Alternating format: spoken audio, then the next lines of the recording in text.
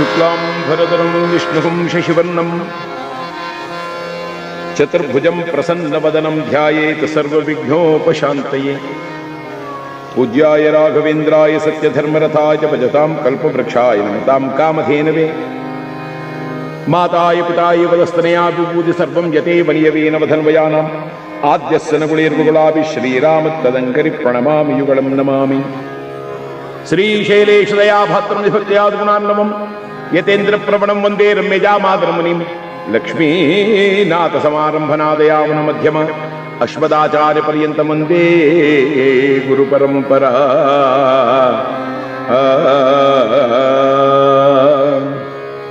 ಸರ್ವಶಕ್ತನಾಗಿರ್ತಕ್ಕಂಥ ಪರಮಾತ್ಮನಿಗೆ ವಂದಿಸಿ ಲೋಕನಾಯಕನಾಗಿರ್ತಕ್ಕಂಥ ಶಿವನು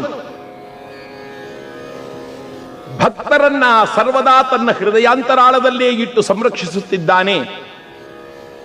ಅವರನ್ನು ತಾನು ಪೂಜಿಸುತ್ತಾನೆ. ಭಗವಂತನಿಗೆ ಬೇಡವಾಗುವುದು ಯಾವಾಗ ಎಂದರೆ, ಯಾರು ಆತನಲ್ಲಿ ಭಕ್ತಿಗಿಟ್ಟವರು ಅಹಂಕಾರ ಪೂರಿತರಾಗ್ತಾರೋ ಅವರಿಂದ ಶಿವನು ತಾನು ದೂರವಾಗ್ತಾನೆ. ಲೋಕದಲ್ಲಿ ಎಲ್ಲಕ್ಕಿಂತಲೂ ಕೀಳಾದ ಭಾವ ಎಂದರೆ ಅಹಂಕಾರ. ಅದು ಆವರಿಸಿದ ಕೂಡಲೇ ಸರ್ವದಾ ನಮ್ಮನ್ನು ಸಂರಕ್ಷಣೆ ಮಾಡುವ ಪರಮಾತ್ಮ ನಮ್ಮನ್ನು ಬಿಟ್ಟು ಹೋಗ್ತಾನೆ ಎನ್ನುವುದಕ್ಕೆ ಕಥಾರೂಪವಾಗಿದೆ ನಲತಂಗಾದೇವಿಯ ಚರಿತ್ರೆ. ಅಹಂಕಾರವು ಮಾನವನಿಗೆ ಎಂತಹ ಕೆಟ್ಟದ್ದು, ಅದು ಪ್ರಾಪ್ತವಾದವರು ಏನಾಗ್ತಾರೆ ಎನ್ನುವ ಅರ್ಥವನ್ನು ತೋರಿಸುವ ಕಥಾಭಾಗವಾದ ಈ ನಲತಂಗಾದೇವಿಯ ಈ ಚರಿತ್ರೆಯನ್ನು ಕೇಳಿ ನಾವು ಶಿವಾನುಗ್ರಹಕ್ಕೆ ಪಾತ್ರರಾಗಬೇಕು ಎಂದು ಹಿರಿಯರನ್ನು ಪ್ರಾರ್ಥಿಸುತ್ತಾ, ಮೆರವಪುರದೊಳಗೆ ಪಿರಿಯವನೆನಿಸಿದ ಪರಮ ಪುರುಷ ಹರಚರಿತೆಯ ಪಾಡೆ ಪಾಡಿ ಪೊಗಳಲ್ ಅತಿಮೋದವೆನಿಪುದು. ಪಾಡಿ ಪೊಗಳಲ್ ಅತಿಮೋದವೆನಿಪುದು. ಸುರುಚಿರ ಭಾಗ್ಯ ಸುಸಾಧಕವೋ ಸಾಂಬ ಸದಾಶಿವಂ ಸಾಂಬ ಸದಾಶಿವಂ ಸಾಂಬ ಸದಾಶಿವ ಸಾಂಬ ಶಿವ ಸಾಂಬ ಸದಾಶಿವ ಸಾಂಬ ಸದಾಶಿವ ಸಾಂಬ ಸದಾಶಿವ ಸಾಂಬ ಶಿವ. ಭರತ ಭೂಮಿಯಲ್ಲಿ ಪ್ರಸಿದ್ಧವಾಗಿರುವ ಮಧುರಾ ನಗರಿ. ಆ ಮಧುರಾ ನಗರದ ಅರಸ ರಾಮಲಿಂಗೇಶ ಮಹಾರಾಜ. ಆತನ ಹೆಂಡತಿ ಹೆಸರು ಶೀಲವತಿ. ಈ ದಂಪತಿಗಳಿಬ್ಬರೂ ಸಹ ಸುಗುಣ ಸಂಪನ್ನರಾಗಿ ಸರ್ವೇಶ್ವರನ ಭಕ್ತರಾಗಿ ಪ್ರಜಾಹಿತ ಚಿಂತಕರಾಗಿ ಕಾಲವನ್ನು ಕಳೆಯುತ್ತಿದ್ದಾರೆ. ಅವರಿಗಿರುವ ಚಿಂತೆ ಎಂದರೆ ಮಕ್ಕಳಿಲ್ಲ ಅನ್ನುವ ಚಿಂತೆ. ಮಕ್ಕಳಿಲ್ಲದ ಮನೆ. ಶರಣರೊಬ್ಬರು ಬರೆಯುತ್ತಾರೆ, ತಾರೆಗಳು ಗಗನದಲ್ಲಿ ಅನಂತ ಮಿರ್ದಡು ಚಂದ್ರಮನಿಲ್ಲದಡೆ ಶೋಭಿಸದು. ಸಲೆ ಬತ್ತಿದ ಸರೋವರಕ್ಕೆ ನವಜಲಗಳೊದಗಿದಡು ಕಾಸಾರಮಿಲ್ಲದೊಡೆ ಶೋಭಿಸದು. ಸಿರಿಯಿರ್ದುಂ ಆರವಂಶಕ್ಕೆ ಕುವರರಿಲ್ಲದೊಡೆ ಸಿರಿಯಿರ್ದುಂ ಆರವಂಶಕ್ಕೆ ಕುವರರಿಲ್ಲದೊಡೆ ಮೆರೆಯದೈ ಹರಹರ ಶ್ರೀ ಚನ್ನ ಸೋಮೇಶ್ವರ. ಸರ್ವಲೋಕ ರಕ್ಷಕನಾದ ಶಿವನ ಮೇಲೆ ಕುರಿತೊಬ್ಬರು ಹೇಳ್ತಾರೆ, ತಾರೆಗಳು ಗಗನದಲ್ಲಿ ಅನಂತ ಮಿರ್ದೊಡುಂ ಚಂದ್ರ ಮನಿಲ್ಲದಡೆ ಶೋಭಿಸದು. ಸಲೆ ಬತ್ಯದ ಸರೋವರಕ್ಕೆ ನವ ಜಲಗಳೊದಗಿದಡುಂ ಕಾಸಾರಮಿಲ್ಲದಡೆ ಶೋಭಿಸದು. ಸಿರಿಯಿರ್ದುಂ ಆರ ವಂಶಕ್ಕೆ ಕುವರವಿಲ್ಲದಡೆ ಮೆರೆಯದೈ ಹರಹರ ಶ್ರೀಚನ್ನ ಸೋಮೇಶ್ವರ. ಮನೆಯಲ್ಲಿ 2 ಮಕ್ಕಳಿದ್ದರೆ ಚಂದ. ಮಕ್ಕಳ ಭಾಗ್ಯ ಅಪಾರ. ಈ ರಾಜರಾಣಿಯರು ಮಕ್ಕಳಿಲ್ಲದ ಕಾರಣ ಮಂತ್ರಿಗೆ ರಾಜ್ಯವನ್ನು ವಹಿಸಿಕೊಟ್ಟು ಸ್ವಲ್ಪ ಕಾಲ ನೋಡಿಕೊಂಡಿರು ಎಂಬುದಾಗಿ ಹೇಳಿ ನೇರವಾಗಿ ಚಿದಂಬರ ಕ್ಷೇತ್ರಕ್ಕೆ ಬಂದಿದ್ದಾರೆ. ಚಿದಂಬರ ಕ್ಷೇತ್ರಕ್ಕೆ ಬಂದು ಆ ಪರಮಾತ್ಮನಲ್ಲಿ ಕರಗಳನ್ನು ಜೋಡಿಸಿ ಭಕ್ತಿಯಿಂದ ಪ್ರಾರ್ಥನೆ ಮಾಡ್ತಾರಂತೆ. ಹೇ ದೇವದೇವ, ಸರ್ವಲೋಕ ರಕ್ಷಕ ಶಿವ, ಯಾವ ಭಾಗ್ಯವಿದ್ದರೇನು, ಮಕ್ಕಳಿಲ್ಲದ ಕಾರಣ ಜನರು ನಮ್ಮನ್ನು ದೂರುತ್ತಿದ್ದಾರೆ. ಮಕ್ಕಳಿಲ್ಲದವಳು ಎಂದು ಈ ಅಪವಾದದಿಂದ ದೂರ ಮಾಡಿ ನನ್ನನ್ನು ಕಾಪಾಡು ಎಂದು ಹಗಲು ರಾತ್ರಿಗಳೆನ್ನದೇ ಈ ರಾಜರಾಣಿಯರು ಶಿವನ ಸೇವೆಯನ್ನು ಮಾಡುತ್ತಿದ್ದಾರೆ. ರಾತ್ರಿ ವೇಳೆಯಲ್ಲಿ ದೇವಸ್ಥಾನದ ಬಾಗಿಲನ್ನು ಹಾಕುವ ಸಂದರ್ಭದಲ್ಲಿ ಮಹಾರಾಣಿ ಆಗಿರ್ತಕ್ಕಂಥ ಅವಳು ಓಡಿ ಬಂದು ತನ್ನ ತಲೆಕೂದಲಿಂದ ಆ ದೇವಸ್ಥಾನದ ಹೆಬ್ಬಾಗಿಲನ್ನ ಕಸವನ್ನು ಗುಡಿಸುತ್ತಿದ್ದಾಳಂತೆ. ಕಾರಣ, ಎಷ್ಟೋ ಜನ ಮಹನೀಯರು ಮೆಟ್ಟಿ ಹೋದ ಸ್ಥಳವಾದ್ದರಿಂದ ಅವರ ಪಾದ ಧೂಳು ಬಿದ್ದು ನನ್ನ ಜನ್ಮ ಸಾರ್ಥಕವಾಗಿ ಹೋಗಲಿ ಎಂದು ಬಹುಕಾಲ ದೇವರ ಸೇವೆಯನ್ನು ಮಾಡಿ ಒಂದು ದಿನ ರಾಜರಾಣಿಯರಿಬ್ಬರು ಪವಳಿಸಿರುವಾಗ ಕೈಲಾಸವಾಸನಾದ ಶಿವನಲ್ಲಿ ಪಾರ್ವತೀ ದೇವಿ ಕೇಳುತ್ತಿದ್ದಾಳೆ, ಸ್ವಾಮಿ ಪಾಪ ಬಹುಕಾಲದಿಂದಲೂ ಮಕ್ಕಳಿಗಾಗಿ ಪರಿತಪಿಸುತ್ತಿರುವ ಈ ರಾಜರಾಣಿಯರಿಗಿಬ್ಬರಿಗೂ ಸಹ ಆಶೀರ್ವಾದ ಮಾಡಬಾರದೆ? ಪರಮಾತ್ಮ ಹೇಳಿದ, ದೇವಿ ನಿನ್ನ ಮನಸ್ಸಿಗೆ ಬಂದ ಮೇಲೆ ನಿನ್ನ ಆಶೀರ್ವಾದ ಮಾಡೋದೆ, ನಡಿ ಆಶೀರ್ವಾದ ಮಾಡೋಣ. ಅಂದಿನ ದಿನದ ರಾತ್ರಿಯ ಸ್ವಪ್ನದಲ್ಲಿ ಪಾರ್ವತಿ ಪರಮೇಶ್ವರರು ಪ್ರಾಪ್ತರಾಗಿ ಆಶೀರ್ವಾದವನ್ನು ಮಾಡುತ್ತಾ ಹೇಳ್ತಿದ್ದಾರೆ, ಅಯ್ಯ ಮಹಾರಾಜ, ಯಾವ ಭಾಗ್ಯವನ್ನು ಪಡೆಯಲು ನೀನು ಹಾತೊರೆಯುತ್ತಿರುವೆಯೋ ಆ ಭಾಗ್ಯವನ್ನು ಪಡೆಯುವೆ, ಸಂದೇಹವನ್ನು ಬಿಡು. ಪರಮಾತ್ಮ ಹೇಳಿದ, ಅಯ್ಯ ನಾನು ವರದಾನವಾಗಿ ಒಂದು ಗಂಡು ಮಗುವನ್ನು ಕರುಣಿಸುತ್ತೇನೆ. ಜಗಜ್ಜನನಿಯಾದ ಪಾರ್ವತೀ ದೇವಿ ಹೇಳಿದಳಂತೆ, ವರದಾನವಾಗಿ ನಾನೊಂದು ಹೆಣ್ಣು ಮಗುವನ್ನು ನಿನಗೆ ಕರುಣಿಸುತ್ತೇನೆ. ಪ್ರಾತಃ ಕಾಲದಲ್ಲಿ ಮಹಾರಾಜ ಥಟ್ಟನೆ ಕಣ್ಣನ್ನು ಬಿಟ್ಟ, ತನ್ನ ಹೆಂಡತಿಯನ್ನು ಕುರಿತು ಹೇಳ್ತಿದ್ದಾನೆ, ದೇವಿ ನಾನಿಲ್ಲಿ ಮಲಗಿರೆ ಎನಗೊಂದು ಕನದಾಗೆ, ನಾನಿಲ್ಲಿ ಮಲಗಿರೆ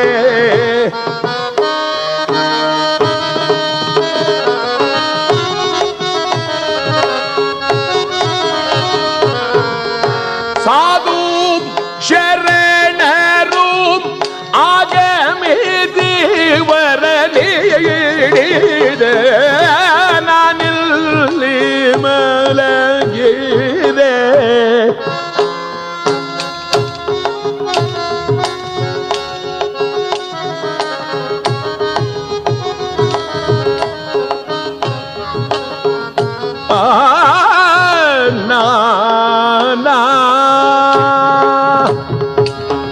ದೇವಿ ನಾನಿಲ್ಲೊಂದು ಕನಸನ್ನು ಕಂಡೆ, ಆ ಕನಸು ಬಹುಚಂದವಾದ ಕನಸು.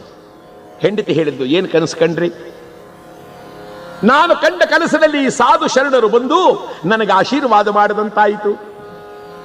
ಇದನ್ನ ಮಹನೀಯರು ಹೇಳ್ತಾರೆ ಸುಸ್ವಪ್ನ ಅಂತ. ರಾತ್ರಿ ಮಲಗುವಾಗ ದೇವರ ಸ್ಮರಣೆಯನ್ನು ಮಾಡಿ, ತಂದೆ ತಾಯಿಗಳ ಸ್ಮರಣೆಯನ್ನು ಮಾಡಿ, ಗುರು ಸ್ಮರಣೆಯನ್ನು ಮಾಡಿ ಮಲಗಿದರೆ ಒಳ್ಳೆ ಸ್ವಪ್ನಗಳೇ ಬೀಳುತ್ತೆ. ಬಹುಜನಗಳು ಮಲಗುವಾಗಲೇ ಲೋಕದ ವ್ಯವಹಾರಗಳನ್ನೆಲ್ಲ ಮನಸ್ಸಿನಲ್ಲಿ ಹಚ್ಚಿಕೊಂಡು ಮಲಗುತ್ತಾರೆ, ಅವರಿಗೆಲ್ಲ ಬರೀ ಅದೇ ಸ್ವಪ್ನವೇ ಬೀಳುತ್ತೆ ಅಂತಲೂ ಹೇಳ್ತಾರೆ. ಸ್ವಂತ ಅನುಭವವನ್ನು ಹೇಳುವುದಾದರೆ, ಮಲಗಬೇಕಾದರೆ ದೇವರ ಸ್ಮರಣೆ ಮಾಡಿ ಮಲಗಬೇಕು. ಆದರೆ ಯಾರ ಪಕ್ಕದಲ್ಲಿ ಮಲಗಿದರೂ ಚಿಂತೆ ಇಲ್ಲ, ಈ ಫುಟ್ಬಾಲ್ ಆಡೋರ ಪಕ್ಕದಲ್ಲಿ ಮಲಗಿದರೆ ಸ್ವಲ್ಪ ಕಷ್ಟ. ನನಗೊಂದು ದಿನ ರಾತ್ರಿ ಪರಸ್ಥಳದಲ್ಲಿ ಮಲಗಿರುವಾಗ ಹಿಂದ್ಗಡೆ ಪಕ್ಕದಲ್ಲೇ ಮಲಗಿದ್ದ ಒಬ್ಬ ಹುಡುಗ 2 ಗಂಟೆ ರಾತ್ರಿಯಲ್ಲೇ ಬಾಲ್ ಬಂತು ಅಂತಿದ್ದ. ಯಾರೋ ಹುಡುಗ ಏನೋ ಮಾತನಾಡ್ತಾನಲ್ಲ ಅಂತ ಎದ್ದು ಲೈಟ್ ಹಾಕಿ ನೋಡಿದ್ರೆ ಅವನು ಮಲಕೊಂಡೇ ಬಾಲ್ ಬಂತು ಅಂತಿದ್ದ. ಏನೋ ಹುಡುಗ ಮಾತನಾಡ್ತಾನೆ ಅಂತ ಲೈಟ್ ಆರಿಸಿ ಮಲಗಿದಾಗ ಆ ಮಲಕೊಂಡಿದ್ದವನು ನೀನು ಬಿಡು ನಾನು ಓದಿತೀನಿ ಅಂದ. ಆಗಲೇ ನನಗೆ ಅನುಮಾನವಾಯ್ತು ಇವನೇನೋ ಮಾಡ್ತಾನೆ ಅಂತ. ಸ್ವಲ್ಪ ಹೊತ್ತಾದ್ಮೇಲೆ ಬಿಡು ಅಂತ ಜಾಡ್ಸೊದ್ದಿ ಗೋಲಂದ. ಆಗಲಿಂದ ಈ ಪಕ್ಕದಲ್ಲಿ ಮಲಗುವವರು ದೇವರ ಸ್ಮರಣೆ ಮಾಡಿ ಮಲಗದೆ ನನ್ನ ಗತಿ ಏನಪ್ಪಾ ಅಂತ ಯೋಚನೆ ಮಾಡುವಂತಾಗಿದೆ. ದೊಡ್ಡವರು ಅದಕ್ಕಾಗಿ ಹೇಳ್ತಾರೆ, ಮಲಗುವಾಗ ಹಿರಿಯರ ಸ್ಮರಣೆಯನ್ನು ಮಾಡಿ ಮಲಗಿದರೆ ಅದರಲ್ಲೇನು ತೊಂದರೆ ಇಲ್ಲ ಅಂತ. ಈಗ ಈ ರಾಜರಾಣಿಯರಿಬ್ಬರೂ ಸಹ ಸ್ವಪ್ನವನ್ನು ಕಂಡದ್ದನ್ನು ಹೇಳಿದ ಮೇಲೆ ಆ ಶಿವನ ಅನುಗ್ರಹ ನಮಗಾಗಿದೆ, ನಡಿ ಎಂಬುದಾಗಿ ಹಿಂತಿರುಗಿ ನಾಡಿಗೆ ಹಿಂತಿರುಗಿ ಬಂದಿದ್ದಾರೆ. ಸ್ವಲ್ಪ ಕಾಲವಾಗುವುದರೊಳಗಾಗಿ ಮಹಾರಾಣಿ ಗರ್ಭವತಿಯಾಗಿದ್ದಾಳೆ. ಮಾಸ 1 2 3 4 ತರ ನವ ಮಾಸಂಗಳು ಕಳೆಯೇ ಹರನ ಒಲಿಮೆಯಲ್ಲಿ ಈ ಪರಿಗಳು ಸುಖ ಕಾಲವನ್ನು ತಾವು ಕಂಡು ಸಂತಸದಿ ತಡೆಜೆ. ಸ್ವಲ್ಪ ಕಾಲ ಕಳೆದಿದೆ, ಮಹಾರಾಣಿ ಗರ್ಭವತಿಯಾಗಿದ್ದಾಳೆ. 9 ತಿಂಗಳ ಕಾಲ ಕಳೆದು ಅರಮನೆಯಲ್ಲಿ ಒಂದು ಗಂಡು ಮಗು ಪ್ರಾಪ್ತವಾಯಿತು. ಆನಂದ ಪರವಶನಾದ ಮಹಾರಾಜನು ನಾಡಿನ ಎಲ್ಲ ದೇಗುಲಗಳಲ್ಲಿ ವಿಶೇಷವಾದ ಪೂಜೆಯನ್ನು ಮಾಡಿಸಿ ಎಲ್ಲ ಕಲಾವಿದರನ್ನು ಕರೆಸಿದಂತ ಅವನಾಗಿ ಯಥೇಚ್ಛವಾಗಿ ದಾನ ಧರ್ಮಗಳನ್ನು ಮಾಡಿದ್ದಾನೆ. 12ನೇ ದಿನ ಆ ಮಗುವಿಗೆ ನಾಮಕರಣ. ನಗು ನಗುತನಲವಿಲ್ದ ಜಗಕ್ಕೆ ನಲ್ಮೆಯನು ಕೋರುವಾತನಲ ರಾಜ, ಆ ಗಂಡು ಮಗುವಿಗೆ ನಲರಾಜ ಎಂದು ಹೆಸರಿಟ್ಟರಂತೆ. ಮಹಾರಾಜನಿಗೆ ಸಂತೋಷವಾಯಿತು. ಮಹಾರಾಣಿಯ ಮನಸ್ಸಿನಲ್ಲಿ ಕೊರತೆ, ಅಯ್ಯೋ ಒಂದು ಹೆಣ್ಣು ಮಗುವಾಗಿದ್ದರೆ ಚೆನ್ನಾಗಿತ್ತಲ್ಲ ಅಂತ. ಜಗಜ್ಜನನಿಯಾದ ಪಾರ್ವತಿಯ ಅನುಗ್ರಹ ವಿಶೇಷದಿಂದ ಸ್ವಲ್ಪ ಕಾಲವಾಗುವುದರೊಳಗಾಗಿ ಮತ್ತೊಂದು ಹೆಣ್ಣು ಮಗು ಪ್ರಾಪ್ತವಾಗಿದೆ. ಆ ಹೆಣ್ಣು ಮಗುವೆ ನಮ್ಮ ಕಥಾನಾಯಕಿ. 12ನೆಯ ದಿನ ನಾಮಕರಣ ಶಾಸ್ತ್ರದಲ್ಲಿ ಪಕ್ಕದಲ್ಲಿದ್ದ ಹಿರಿಯರೊಬ್ಬರು ಹೇಳ್ತಾರಯ್ಯ, ನಲರಾಜನ ಸೋದರಿಯಾದ್ದರಿಂದ ಈಕೆಗೆ ನಲ್ಲ ತಂಗ. ಮಮತೆಯಲ್ಲಿ ಕಾಲ ಕಳೆಯುತ್ತಲಿ, ಬಹಳ ಪ್ರೀತಿಯಿಂದ ಕಾಲವನ್ನು ಕಳೆಯುತ್ತಿದ್ದಾರೆ. ಮಹಾರಾಜನಿಗೆ ಮಕ್ಕಳಲ್ಲದೆ ರಾಜ್ಯ ಕೋಶಾದಿಗಳು ಬೇಡ ಎನಿಸಿದೆ. ಒಂದು ದಿನ ರಾತ್ರಿ ತನ್ನೆರಡು ಮಕ್ಕಳನ್ನು ತನ್ನ ಪಕ್ಕದಲ್ಲಿ ಮಲಗಿಸಿಕೊಂಡು ನಿದ್ದೆ ಮಾಡುವಾಗ ಅಕ್ಕಪಕ್ಕದ ಕೆಲವು ಜನ ಸಣ್ಣ ಪುಟ್ಟ ಪಾಳ್ಯಗಾರರೆಲ್ಲರೂ ಒಂದಾಗಿ ಸೇರಿ ಮಧುರಾನಗರದ ಮೇಲೆ ಯುದ್ಧ. ಢಮುರಗವನ್ನು ಢಮ ಢಮ ಢಮ ಢಮ ಢಮ ಢಮ ಢಮನೆ ನುಡಿಸಿದರು. ಕಹಳೆ ಭೋಮನೆ ಊದಿದೆ. ಸೇನಾಧಿಪತಿ ಓಡಿ ಬಂದು ಹೇಳಿದ, ಮಹಾರಾಜ ಯುದ್ಧ. ಮಲಗಿದ್ದ ಮಹಾರಾಜ ಎದ್ದ, ಯುದ್ಧ. ಮುದುಕನೆಂದರಿತು ಬಂದಿರುವ ಆ ಮೂರ್ಖರ ರುಂಡ ಮುಂಡಗಳನ್ನು ತುಂಡು ತುಂಡಾಗಿ ಕತ್ತರಿಸಿ ಭೂಮಂಡಲ ಬರಗಿಂತಿರುವ ರಂಡ ದೇವತೆಗಳಿಗೆ ರಕ್ತದೌತವನ್ನು ಮಾಡಿಸುತ್ತೇನೆ. ಬಾರಿಸೂರನ ಭೇರಿಯನ್ನ, ಮೊಳಗಿಸೂರನ ಕಹಳೆಯನ್ನ, ಮಹಾರಾಣಿ ಕಳುಹಿಸು ನನ್ನನ್ನ. ಮಹಾರಾಣಿ ಎದ್ದೋಡಿ ಬಂದಿದ್ದೆ. ಗಂಡನ ಕಂಠಕ್ಕೆ ಪುಷ್ಪಮಾಲೆಯನ್ನು ಹಾಕಿ ಕಿರೀಟವನ್ನಿಟ್ಟು ಕವಚವನ್ನು ತುಡಿಸಿ ಆರತಿಯನ್ನು ಬೆಳಗುವಾಗ 2 ಸುತ್ತಾಗಿ 3ನೆಯ ಸುತ್ತಿಗೆ ಕೈ ಜಾರಿ ತಟ್ಟೆ ಢಮ್ಮನೆ ಕೆಳಗೆ ಬಿದ್ದಿದೆ. ಆಗ ಮಹಾರಾಣಿ ಗಂಡನ ಮುಖವನ್ನೇ ನೋಡಿದಳು. ಮಹಾರಾಜ ಕೇಳಿದ, ಏನು ರಾಣಿ ಹಾಗೆ ನೋಡುತ್ತಿರುವೆ? ಎಂದು ಕೈ ಜಾರಿ ತಟ್ಟೆ ಕೆಳಗೆ ಬಿದ್ದದ್ದಿಲ್ಲ. ಇಂದೇಕೋ ನನ್ನ ಕೈ ಜಾರಿ ತಟ್ಟೆ ಕೆಳಗೆ ಬೀಳುತ್ತಿದೆ. ಸ್ವಾಮಿ, ಇಂದೊಂದು ದಿನ ಉಳಿದು ನಾಳೆ ಯುದ್ಧಕ್ಕೆ ಹೋದರಾಗದೆ. ಮಹಾರಾಜ ನಕ್ಕ. ಮಡದಿಯ ಮಾತನ್ನು ಕೇಳಿ ಮನೆಯಲ್ಲಿ ಕುಳಿತು ನಾಡಿಗಾಗಿ ತಮ್ಮ ರಕ್ತ ತರ್ಪಣವನ್ನು ಮಾಡುವ ಸಾವಿರಾರು ಮಂದಿ ಮಕ್ಕಳನ್ನ ಆ ಮಾರಿಗೆ ಬಲಿ ಕೊಡುವ ಮೂರ್ಖ ನಾನಲ್ಲ.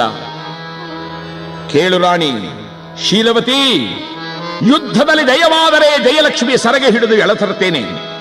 ಒಂದು ವೇಳೆ ಅಲ್ಲಿಯೇ ಮರಣ ಪ್ರಾಪ್ತವಾದರೆ ವೀರ ಸ್ವರ್ಗದಲ್ಲಿ ನಿನಗಾಗಿ ಕಾದಿರುತ್ತೇನೆ. ಹರ ಹರ ಮಹಾದೇವಂತ ರಣರಂಗಕ್ಕೆ ನುಗ್ಗಿದ. ಕರದಿ ಕರಮಾಳ ಪಿಡಿದು ರಣದೊಳಗೆ ನುಗ್ಗಿದನು ರಣಧೀರ. ಎದುರಾದವರನ್ನು ಸನೆ ಬಡೆಯುತ್ತಲಿ ಪರಿ ಪರಿ ಪರಟನು ರಣಧೀರ. ಮಹಾದೇವ ಮಹಾದೇವ ಮಹಾದೇವ ಮಹಾದೇವ. ಓಂ ನಮಃ ಶಿವಾಯ ನಮಃ ಶಿವಾಯ. ಕರದೊಳಗೆ ಕರವಾಳವನ್ನು ಹಿಡಿದು ರಣರಂಗದಲ್ಲಿ ನುಗ್ಗಿ ಎದುರಾದವರ ತಲೆಯನ್ನೆಲ್ಲ ಚೆಂಡಾಡುತ್ತಿದ್ದಾನೆ. ಕೆಲವು ಜನ ಮೋಸಗಾರರು ನೋಡಿದರು, ಈ ಮುದುಕ ನಮ್ಮನ್ನು ಮುಗಿಸಿಬಿಡ್ತಾನೆ, ಬನ್ನಿ ಎಂಬುದಾಗಿ ಹಿಂಬದಿಗೆ ಬಂದು ಆ ಮಹಾರಾಜನ ಬೆನ್ನಿಗೆ ಗುರುಗಿಟ್ಟು 4 ಬಾಣಗಳನ್ನೆಳೆದು ಮಹಾರಾಜನ ಗರಿಯದಂತೆ ಢಮ ಢಮ ಢಮನೆ ಹೊಡೆದರಂತೆ.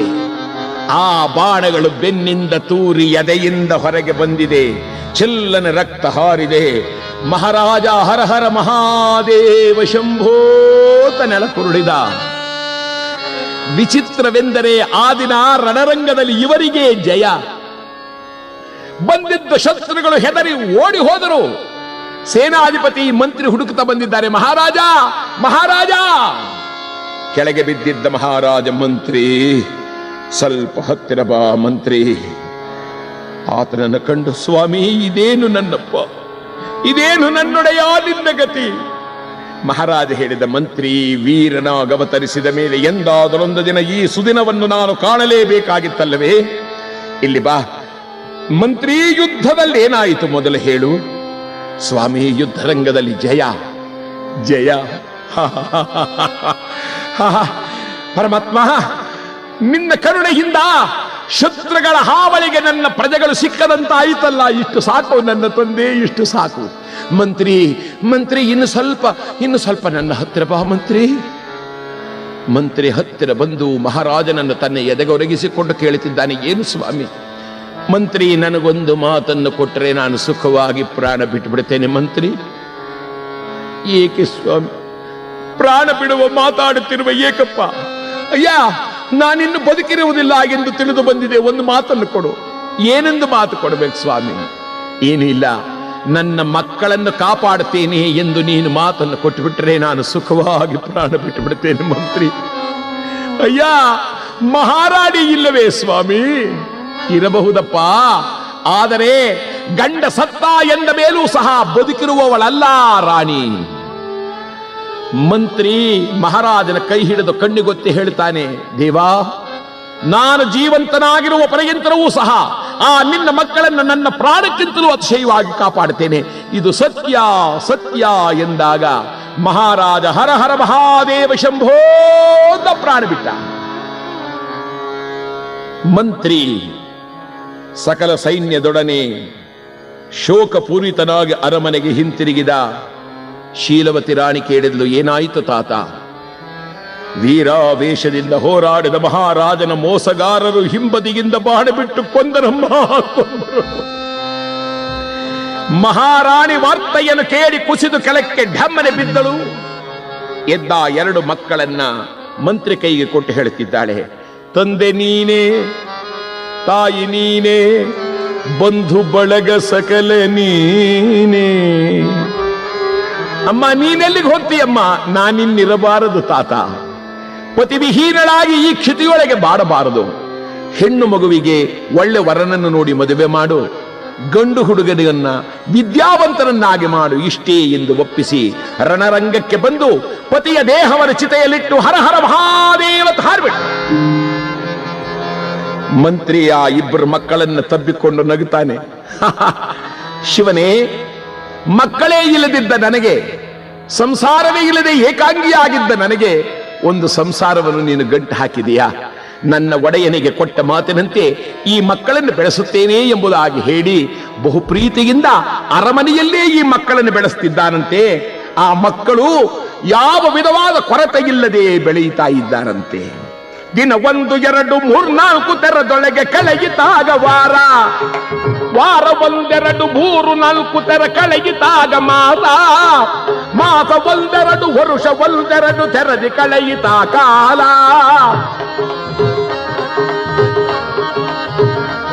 ಕಾಲ ಆ ಮಕ್ಕಳ ವಿದ್ಯಾಭ್ಯಾಸವನ್ನು ಮಾಡುತ್ತಾ ವಿದ್ಯಾವಂತರಾಗಿ ಬೆಳೆಯುತ್ತಿರುವಾಗ ನಲರಾಜನು ಪ್ರಾಪ್ತ ವಯಸ್ಕನಾದ. ಆ ನಲರಾಜನಿಗೆ ವಿವಾಹವಾಗಿದೆ, ರಾಜ್ಯಾಭಿಷೇಕವಾಗಿದೆ. ನಲರಾಜ ಒಂದು ಸಲ ಹುಡುಕಾಡಿ ಬಂದು ಮಂತ್ರಿಯನ್ನು ಕೇಳಿದ, ತಾತ, ನಿನ್ನೊಂದು ಮಾತು ಕೇಳಬೇಕಲ್ಲ. ಏನಪ್ಪ?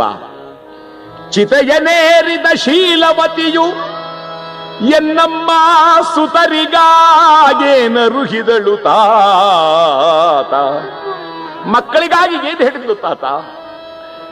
ಮಂತ್ರಿ ಹೇಳ್ತಿದ್ದಾನಪ್ಪ, ಏನೂ ಇಲ್ಲ, ಹೇಳಿದ್ದು ಇಷ್ಟೇ, ಹೆಣ್ಣು ಮಗುವಿಗೆ ಒಳ್ಳೆ ವರನನ್ನು ನೋಡಿ ಮದುವೆ ಮಾಡಬೇಕೆಂತಲೂ ನಿನ್ನನ್ನು ವಿದ್ಯಾವಂತನನ್ನಾಗಿ ಮಾಡಬೇಕು ಎಂತಲೂ ಹೇಳಿದ್ದಾರಯ್ಯ.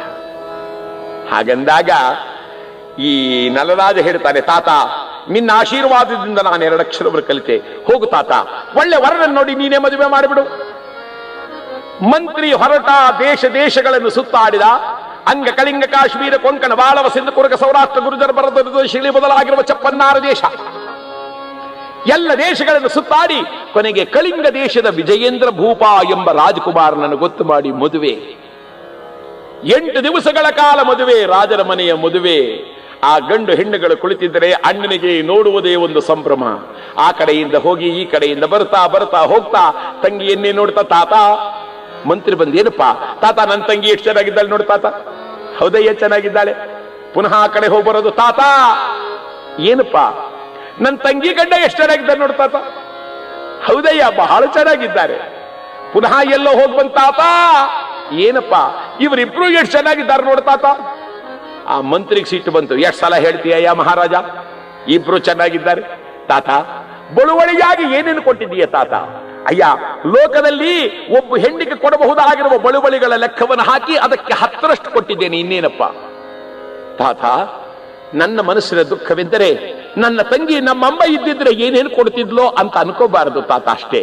ಅಯ್ಯ ಹಾಗೆ ಅನ್ಕೊಳ್ಳಲ್ಲಪ್ಪ, ನಿನ್ನ ಇಚ್ಛೆ ಏನಿದೆ ಹೇಳು. ನಮ್ಮ ಭಂಡಾರದಲ್ಲಿ ಬಂಗಾರ ಎಷ್ಟಿದೆ ತಾತ? ಭಂಡಾರದಲ್ಲಿ ಬಂಗಾರ 8 ಒಂಟೆಗಳು ಹೊರುವಷ್ಟಿದೆಯಪ್ಪ ತಾತ. ಆ 8 ಒಂಟೆಗಳು ಹೊರುವಷ್ಟು ಬಂಗಾರವನ್ನು ನನ್ನ ತಂಗಿ ಜೊತೆಯಲ್ಲಿ ಕಳಿಸಿಬಿಡು ತಾತ. ಯಾಕಪ್ಪ ಮಹಾರಾಜ ಅಷ್ಟೊಂದು? ನನ್ನ ತಂಗಿ ಎಂದು ದುಃಖವನ್ನು ಅನುಭವಿಸಬಾರದು ತಾತ, ಸುಖವಾಗಿರಬೇಕು. ಮಂತ್ರಿ ಅಂತಾನೆ, ನಿನ್ನಂತ ಅಣ್ಣನಿದ್ದರೆ ಯಾವ ತಂಗಿ ದುಃಖ ಪಡ್ತಾಳಪ್ಪ? ಯಾರಲ್ಲಿ ಸೇವಕರೇ ಭಂಡಾರದಲ್ಲಿರಬಹುದಾಗಿರತಕ್ಕಂಥ ಆ ಬಂಗಾರವನ್ನೆಲ್ಲ ಒಂಟೆಗಳ ಮೇಲೆ ತುಂಬಿ ತಂಗ ಹೋಗುವ ಸಮಯದಲ್ಲಿ ಆಕೆಯ ಜೊತೆಯಲ್ಲೇ ಕಳುಹಿಸಿಕೊಡಿ. ಗಂಡನ ಮನೆಗೆ ಹೋಗುವ ಕಾಲ ಬಂದಿದೆ. ನಲ್ಲತಂಗ ಅಣ್ಣನ ಕಾಲಿಗೆ ನಮಸ್ಕಾರ ಮಾಡಿದ್ಲು. ಅಣ್ಣ ಹೇಳಿದಮ್ಮ, ನಾನು ನಿನ್ನನ್ನೇನು ಕೇಳುವುದಿಲ್ಲ, ಒಂದೇ ಒಂದು ಮಾತು. ಹುಟ್ಟಿದ ಮನೆ ಕೀರ್ತಿ, ಪಾದ ಮೆಟ್ಟಿದ ಮನೆ ಕೀರ್ತಿ, ಕೆಡದಂದದಲ್ಲಿ ಕಾಯೇ ತಾಯೇ. ಹುಟ್ಟಿದ ಮನೆಯ ಕೀರ್ತಿಯು ನೀನು ಯಾವ ಮನೆಯಲ್ಲಿ ಪಾದವನ್ನಿಟ್ಟು ಹೋಗ್ತೀಯೋ ಆ ಮನೆಯ ಕೀರ್ತಿ ಕೆಡದಂತೆ ಮಾಡಮ್ಮ. ಅಲ್ಲಿ ನೋಡು ತಾಯಿ, ತಾತ ಇದ್ದಾನೆ, ಆ ತಾತನಿಗೆ ನಮಸ್ಕಾರ ಮಾಡಮ್ಮ. ಈಕೆ ತಾತ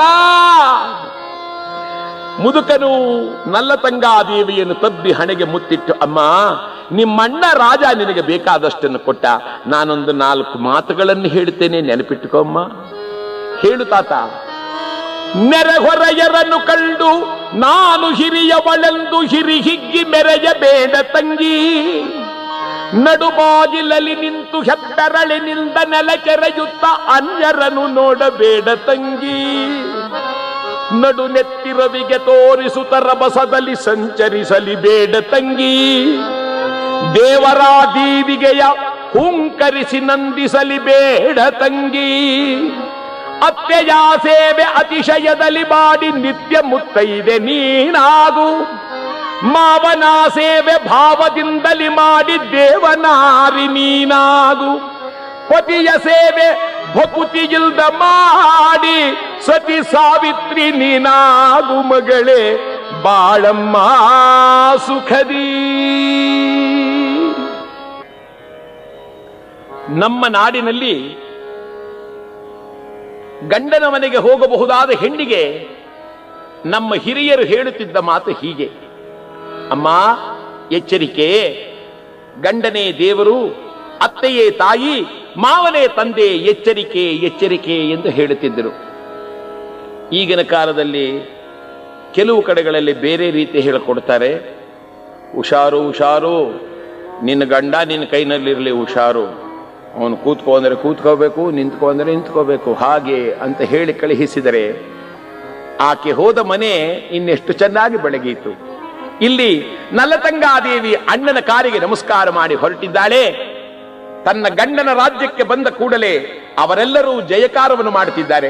ಜಯವಾಗಲಿ ನಮ್ಮ ರಾಣಿಗೆ, ಜಯವಾಗಲಿ ನಮ್ಮ ರಾಣಿಗೆ, ಶುಭವನ್ನು ಕೋರುತ್ತ ನಲವನ್ನು ನೀಡುತ್ತ ಹರನಲ್ಲಿ ಮೇಗಿಲ್ದ ಬಾಳು ಬೀಗಿಗೆ, ಜಯವಾಗಲಿ ನಮ್ಮ ರಾಣಿಗೆ. ಎಲ್ಲರೂ ಜಯಕಾರವನ್ನು ಕೋರುತ್ತಿದ್ದರೆ ಮಹಾನುಭಾವಳಾಗಿರತಕ್ಕಂಥ ನಲ್ಲತಂಗಾದೇವಿ ತನ್ನ ಗಂಡನ ರಾಜ್ಯವನ್ನು ನೋಡಿ ಆ ಅಲ್ಲಿನ ಮಂತ್ರಿಯನ್ನು ಕರೆದು, ಮಂತ್ರಿಗಳೇ, ನನ್ನ ಗಂಡನ ರಾಜ್ಯದಲ್ಲಿ ಅಲ್ಲಲ್ಲಿ ದೇಗುಲಗಳು, ಮಠಗಳು, ಛತ್ರಗಳು ನಿರ್ಮಾಣವಾಗಬೇಕು, ಕಡಿಮೆ ಇದ್ದಂತಿದೆಯಲ್ಲ. ಆಗ ಆತ ಹೇಳಿದಮ್ಮ, ಅದೆಲ್ಲ ನಿರ್ಮಾಣವಾಗಬೇಕಾದ್ರೆ ಅಪಾರವಾದ ದ್ರವ್ಯ ಬೇಕಲ್ಲಮ್ಮ. ಅಷ್ಟೇ ತಾನೇ, ಆ ಅಪಾರವಾದ ದ್ರವ್ಯಕ್ಕಾಗಿ ನೀವು ಯಾರು ಯೋಚನೆ ಮಾಡಬೇಡಿ. ನನ್ನ ಅಣ್ಣ ನನಗೆ 8 ಒಂಟೆಗಳು ಹೊರುವಷ್ಟು ಬಂಗಾರ ಕೊಟ್ಟಿದ್ದಾನೆ, ಅಷ್ಟನ್ನು ವೆಚ್ಚ ಮಾಡಿ ಎಂದು ತನಗೆ ಬಳುವಳಿಯಾಗಿ ಬಂದಿದ್ದಂಥ ಅಪಾರವಾದ ಐಶ್ವರ್ಯವನ್ನು ವೆಚ್ಚ ಮಾಡಿ ನಾಡಿಗೆ ಹಿತವನ್ನು ಕೋರುತ್ತಿದ್ದಾಳೆ. ಈ ಭಾಗ್ಯಲಕ್ಷ್ಮಿಯು ಕಾಲಿಟ್ಟೊಡನೆ ಹಾಲುಕ್ಕಿದಂತೆ ಉಕ್ಕಿದ ಸಂಪದ, ನಾಡೆಲ್ಲ ಸುಖವಾಗಿದೆ. ಬಡವರ ಮನೆ ಮುಂದೆ ಎಲ್ಲ ಬಂಗಾರದ ತೋರಣಗಳು ನೇತಾಡಲಾರಂಭಿಸಿದೆ. ಸ್ವಲ್ಪ ಕಾಲ ಕಳೆಯುವುದರೊಳಗಾಗಿ ನಲ್ಲತಂಗಾದೇವಿ ಮಕ್ಕಳ ತಾಯಿಯಾಗಿದ್ದಾಳೆ. 1, 2, 3, 4, 5, 6, 7 ಜನ ಮಕ್ಕಳ ತಾಯಿಯಾಗಿದ್ದಾಳೆ.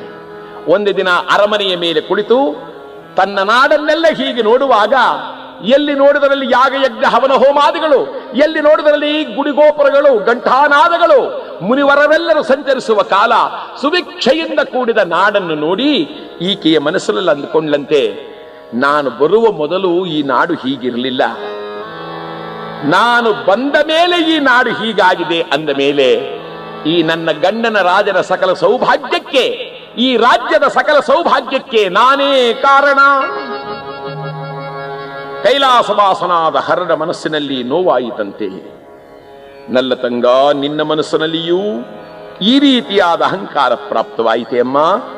ಹಾಗಾದರೆ ನಿನ್ನ ನಾಡನ್ನು ನೀನೇ ಕಾಪಾಡು ಎಂದು ಪರಮೇಶ್ವರ ಕೈ ತೊರೆದ. ಹರ ಮುನಿದ, ಶಿವನು ಮುನಿದ. ಶಿವನು ಮುನಿದೊಡನೆ ಸುರಿಯುವ ಮಳೆ ನಿಂತು ಹೋಯಿತು. ಮಳೆ ನಿಂತು ಹೋಯಿತು, ಬೆಳೆ ನಿಂತು ಹೋಯಿತು. ಬೆಳೆಯಿಲ್ಲದೆ ನಾಡಿನಲ್ಲಿ ಕ್ಷಾಮ ಬಂದಿದೆ. 1, 2, 3, 4, 5, 6, 7 ವರ್ಷಗಳ ಕಾಲ ಕ್ಷಾಮ. ಜನಗಳೆಲ್ಲರೂ ಅನ್ನ ಅನ್ನ ಅನ್ನ ಎಂದು ಅಲಿಯುತ್ತಾ ಒಂದು ದಿನ ಅರಮನೆಯ ಉಪ್ಪರಿಕೆಯಲ್ಲಿ ನಿಂತಿರುವ ರಾಜರಾಣಿಯರ ಮುಂದೆ ಬೇಡಿಕೆಯನ್ನು ಕೊಡುತ್ತಾ ಹೇಳುತ್ತಿದ್ದಾರೆ, ಸ್ವಾಮಿ ಅನ್ನ ಅನ್ನ. ನಾವಾರು ಭಿಕ್ಷಕರಲ್ಲ ಸ್ವಾಮಿ, ಹಿಡಿ ಹೊನ್ನನ್ನು ಕೊಟ್ಟರೂ ಹಿಡಿ ಧಾನ್ಯವನ್ನು ಕೊಡುವರಿಲ್ಲ ಈ ನಾಡಿನಲ್ಲಿ. ಕೆರೆ ಕೊಳಗಳೆಲ್ಲ ನೀರು ಬತ್ತಿ ಕುಡಿಯುವ ನೀರಿಗಾಗಿ 10 ಮೈಲಿಗಳು ಸುತ್ತಾಡಬೇಕಾದ ಪರಿಸ್ಥಿತಿ. ನಮ್ಮ ಕಣ್ಣೆದುರಿಗೆ ಮಕ್ಕಳಿಗಿಂತಲೂ ಹೆಚ್ಚಾಗಿ ಬೆಳೆಸಿದ ಪ್ರಾಣಿಗಳೆಲ್ಲ ಬಿದ್ದು ಸಾಯುತ್ತಿದ್ದರೆ ನೋಡಲಾರವು. ದೇವಾ ಅನ್ನ. ಮಹಾರಾಜ ಮಂತ್ರಿಯನ್ನು ಕೇಳಿದ ಮಂತ್ರಿ, ನನ್ನ ಪ್ರಜೆಗಳಿಗಾಗಿ ಏನು ಮಾಡಿದ್ದೀಯಪ್ಪ? ಮಂತ್ರಿ ಹೇಳಿದ, ಸ್ವಾಮಿ, ಹೊರದೇಶದಿಂದೆಲ್ಲ ದವಸ ಧಾನ್ಯ ತರಿಸ್ತಿದ್ದೇನೆ, ಆದರೂ ಸಹ ಈ ಬರಗಾಲವನ್ನು ತುಂಬಲಾಗಲಿಲ್ಲ ಸ್ವಾಮಿ.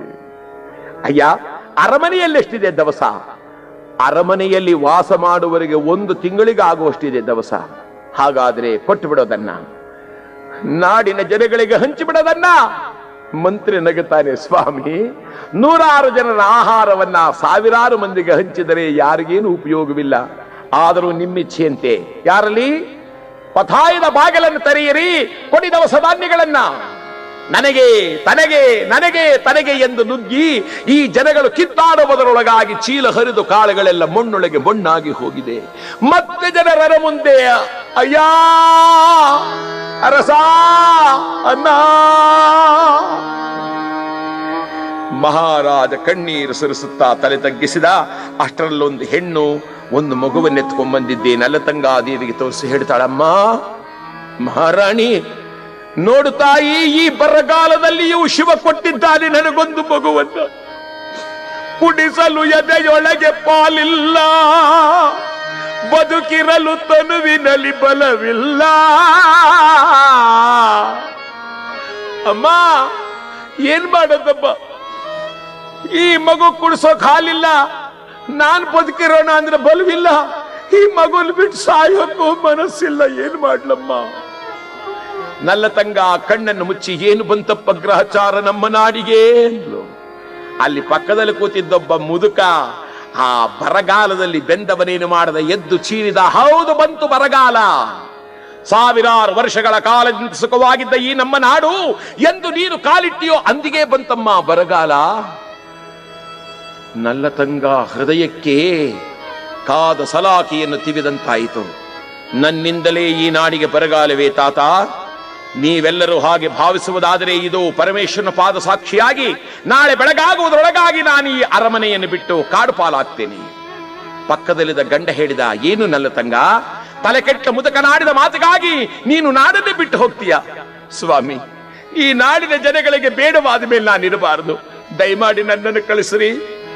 ಗಂಡ ಹೇಳಿದ, ತಂಗ ನೀನಿಲ್ಲದೆ ನನ್ನಿಂದಲೂ ಇರೋಕ್ಕಾಗಲ್ಲ ಕಣೆ, ನಡಿ ನಡಿ, ನಾನು ನಿನ್ನ ಸಂಗಡ ಬಂದು ಬಿಡ್ತೇನೆ. ನಾಡಿನ ಪ್ರಜೆಗಳೇ, ನಾಳಿನಿಂದ ನೀವೇ ರಾಜರಪ್ಪ, ನಿಮಗಾರು ರಾಜರಿಲ್ಲ ಎಂದು ಹೇಳಿ ಮಾರನೆಯ ದಿನ ഇരുಳಿನಲ್ಲಿ ಬೆಳಗಾಗುವುದಕ್ಕೆ ಮುಂಚಿತವಾಗಿ 7 ಜನ ಮಕ್ಕಳನ್ನು ಕರೆದುಕೊಂಡು ನಲ್ಲತಂಗ ಸಹಿತ ವಿಜಯೇಂದ್ರ ಭೂಪ ಕಾಡಿಗೆ ಬಂದ. ಏನು ವಿಚಿತ್ರ, ಏನು ವಿಚಿತ್ರವೋ ಇದು, ಏನು ವಿಚಿತ್ರವೋ, ಹರನ ಚಿತ್ರದಾಟ ನೋಡಲಿದು ಏನು ವಿಚಿತ್ರವೋ. ಬಹಳ ವಿಚಿತ್ರ. 2-3 ದಿವಸವಾಯಿತು ಅನ್ನಾಹಾರಗಳಿಲ್ಲದೆ ಕಂಗೆಟ್ಟ ಮಕ್ಕಳು. ಅಪ್ಪ ಹಸಿವಾಗುತ್ತಿದೆಯಪ್ಪ. ವಿಜಯೇಂದ್ರ ಭೂಪ ಕಾಡಿನಲ್ಲಿ ಅಲಿಯುತ್ತಿದ್ದಾನೆ. ದಿನವೊಂದು, ವಾರವೊಂದು, 1 ದಿನವಾಯಿತು, 1 ವಾರವಾಯಿತು. ಸ್ವಲ್ಪ ಕಾಲ ಕಳೆಯುವುದರೊಳಗಾಗಿ ಗಡ್ಡ ಮೀಸೆಗಳು ಬೆಳೆದು ಹುಚ್ಚನಂತಾದ. ನಲ್ಲತಂಗಾದೇವಿಯ ಸೀರೆಯಲ್ಲಿ 100 ಗಂಟುಗಳಾಯಿತು. ಹೊಟ್ಟೆಗಿಲ್ಲದ ಮಕ್ಕಳು ಜಾರಿ ಬೀಳಿದು ತಲೆ ಹೊಡೆದು ರಕ್ತ ಸುರಿಯಲಾರಂಭವಾಯಿತು. ಆದರೂ ಹೊತ್ತು ಹಾಗೆಯೇ ಬರುತ್ತಿದ್ದಾನೆ. ಒಂದು ದಿನ ಬಹುದೂರ ಸಾಗಿದ ನಲ್ಲತಂಗ ಕಂಗೆಟ್ಟು ಒಂದು ಕಲ್ಲನ್ನು ಎಡವಿ ಢಮ್ಮನೆ ಬಿದ್ದು ಬಿಟ್ಲು. ವಿಜಯೇಂದ್ರ ಭೂಪ ತಿರುಗಿ ನೋಡಿದಾಗ ಕೈ ಸನ್ನೆಯಲ್ಲಿ ಹತ್ತಿರಕ್ಕೆ ಕರೆದಳಂತೆ. ಬನ್ನಿ ಎಂದು ಕೂಗಲು ಬಲವಿಲ್ಲದೆ ಹತ್ತಿರಕ್ಕೆ ಬಂದ ಗಂಡನಿಗೆ ಹೇಳ್ತಿದ್ದಾಳೆ, ಸ್ವಾಮಿ ಸ್ವಾಮಿ, ನನ್ನಿಂದ ನಡೆಯೋಕ್ಕಾಗಲ್ಲ ಕಣ್. ನಾನು ಇನ್ನು ಮುಂದೆ 1 ಹೆಜ್ಜೆ ಇಡೋದಕ್ಕೂ ಶಕ್ತಳಲ್ಲ ಕಣ್ರಿ. ಗಂಡ ಅಳುತ್ತಾನೆ. ತಂಗ, ನಡುಕಾಡೊಳಗೆ ಎನ್ನಿರಿಸಿ ಈ ಮಕ್ಕಳ ಕಾಡದೆ ಕಡೆಗಾಡಿಸಿ ನೀ ನೆಲ ಕೊರಗಿದೊಡೆ ನಾ ಬೀಳೆನೆ.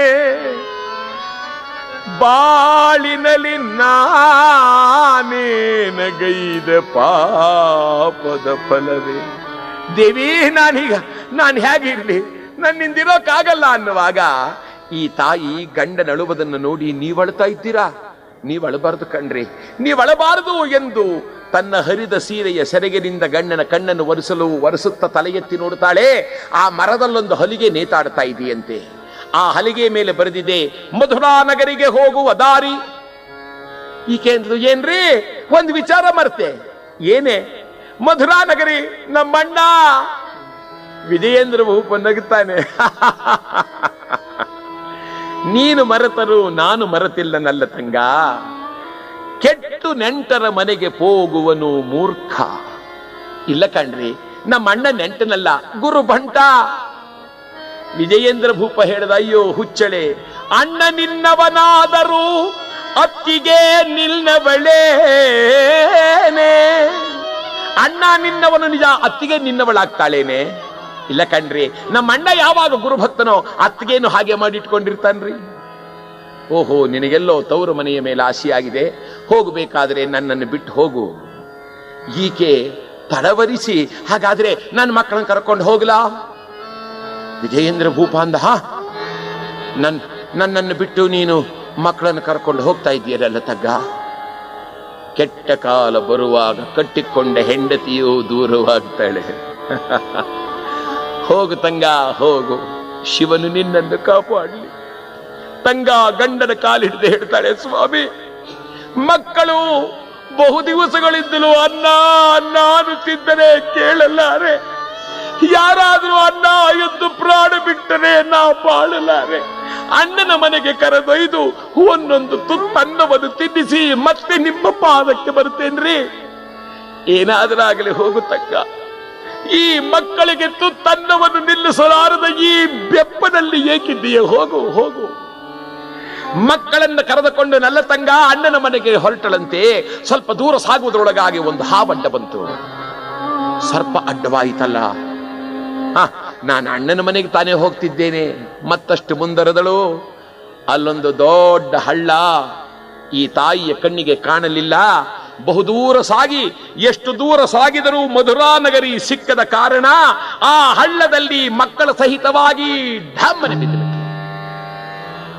ಅಮ್ಮ ಅಮ್ಮ ಅಮ್ಮ ಅಂತಿದ್ದಾರೆ ಮಕ್ಕಳು. ಚೀರುವ ಈ ಮಕ್ಕಳನ್ನು ನೋಡಿ ಎದ್ದರೆ ನಲ್ಲತಂಗ ಹಣೆಯು ಹೊಡೆದು ರಕ್ತ ಸೋರುತ್ತಿದೆ. ಒಬ್ಬ ಹುಡುಗ ಬಿಕ್ಕಳಿಸಿ ಹೇಳ್ತಾನೆ, ಅಮ್ಮ ಅಮ್ಮ ಅಮ್ಮ ಅಮ್ಮ ನೀರು ನೀರು. ಇನ್ನೊಂದು ಹೆಣ್ಣು ಮಗು ಅನ್ನುತ್ತೆ, ಅಮ್ಮ ಅಪ್ಪನನ್ನು ತೋರಿಸು, ಪ್ರಾಣ ಬಿಟ್ಟು ಬಿಡುತ್ತೇನಮ್ಮ. ಇನ್ನೊಬ್ಬ ಹುಡುಗ ಅಂತಾನ, ಅಮ್ಮ ಮಾವನ ಮನೆ ಇನ್ನು ಎಷ್ಟು ದೂರ ಇದೆಯೇ. ನಲ್ಲತಂಗ ತಲೆ ಎತ್ತಿ ಹೇಳ್ತಾಳೆ, ಶಿವ ಶಿವ, ಏನಿದು ನನಗೆ? ಯಾರು ಮಾಡದ ಪಾಪ ನಾನೇನ ಮಾಡಿದೆನೋ ಯಾರಿಗಿಲ್ಲದ ಬಾಧೆಯನಗೆ ಶಿವಾ ದೇವಾ. ಶಿವ ಅಂತ ಕೂಗಿದರೆ ಅದೇ ಕಾಡಿಗೆ ಬೇಟೆಯಾಡಲು ಬಂದಿದ್ದ ನಲಮಹಾರಾಜ. ಬಾಣ ಹೂಡಿ ನಿಂತಿದ್ದ ಈ ನಲರಾಜನಿಗೆ ಕೇಳಿಸಿತು ಈ ಧ್ವನಿ. ಸಿಪಾಯಿಗಳಿಗೆ ಹೇಳಿದ, ನಾನು ಬಿಟ್ಟ ಬಾಣ ಯಾರಿಗೂ ತಾಕಿದಂತಿದೆ, ಹೋಗಿ ನೋಡಿ. ಒಂದು 10 ಜನ ಸುತ್ತಾಡಿ ಬಂದರು.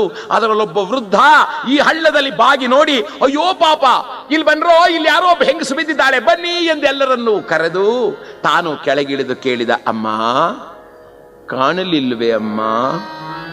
ಮಕ್ಕಳು ಸಹಿತ ಬಿದ್ದು ಹೋದಿಯ ಅಮ್ಮ? ಬಾ ತಾಯಿ ಬಾ ಎಂದು ಮಕ್ಕಳನ್ನೆಲ್ಲ ಮೇಲಕ್ಕೆ ಹೊತ್ತು ತಂದು ಆಕೆಯನ್ನು ಕರೆತಂದು ಕೂರಿಸಿ ಕೇಳಿದರಂತೆ, ಅಮ್ಮ ಯಾರು ತಾಯಿ ನೀನು? ನಾನೊಬ್ಬ ಪರದೇಶಿ ತಾತ. ತಾತ, ಮಧುರಾ ನಗರಿ ಇನ್ನು ಎಷ್ಟು ದೂರ ಇದೆ ತಾತ? ಅಮ್ಮ, ಇದು ಮಧುರಾ ನಗರಿ ಕಾಡೆ ಕಾಣಮ್ಮ, ಇನ್ನೊಂದು 2-3 ಮೈಲಿಗಳು ನಡೆದು ಹೋದರೆ ಮಧುರಾ ನಗರಿ. ಹೌದೇ? ಹಾಗಾದ್ರೆ ನಾನು ಮಧುರಾ ನಗರಿಗೆ ಬಂದ್ಬಿಟ್ಟಿದ್ದೆ ತಾತ. ಅಣ್ಣ, ಮಧುರಾ ನಗರದ ರಾಜ ನಲಮಹಾರಾಜ ಚೆನ್ನಾಗಿದ್ದಾನಪ್ಪ? ಅಲ್ಲೊಬ್ಬ ಸಿಪಾಯಿಯಿಂದ, ಮುಚ್ಚು ಬಾಯಿ ಪರದೇಶಿ, ರಾಜಾಧಿರಾಜನಾದ ನಲಮಹಾರಾಜನನ್ನು ಚೆನ್ನಾಗಿದ್ದಾನ ಅಂತ ಏಕವಚನದಲ್ಲಿ ಮಾತನಾಡ್ತೀಯ? ನನ್ನ ತಂಗ ಬಾಯಿ ಮುಚ್ಚಿ ಹೇಳ್ತಾಳೆ, ನಿಜ, ಪರದೇಶಿ ನಾನು, ಪರಮೇಶ ಎನ್ನಣ್ಣ, ಆಡಬಾರದು ಅಯ್ಯ ಮಹಾಪ್ರಭು, ನಲರಾಜರು ಮಹಾರಾಜರು ಕ್ಷೇಮದಿಂದಿದ್ದಾರಪ್ಪ. ಆ ಮುದುಕ ಎವೆ ಹಾಕದೆ ನೋಡಿ ಕೇಳ್ತಾನೆ, ಯಾರವ್ವ ನೀನು? ಎಲ್ಲೋ ನೋಡಿದಂತಿದೆ, ನಿನ್ನೆಲ್ಲೋ ನೋಡಿದಂಗಿದೆ. ಯಾರಮ್ಮ? ನಾನೊಬ್ಬ ಪರದೇಶಿತ.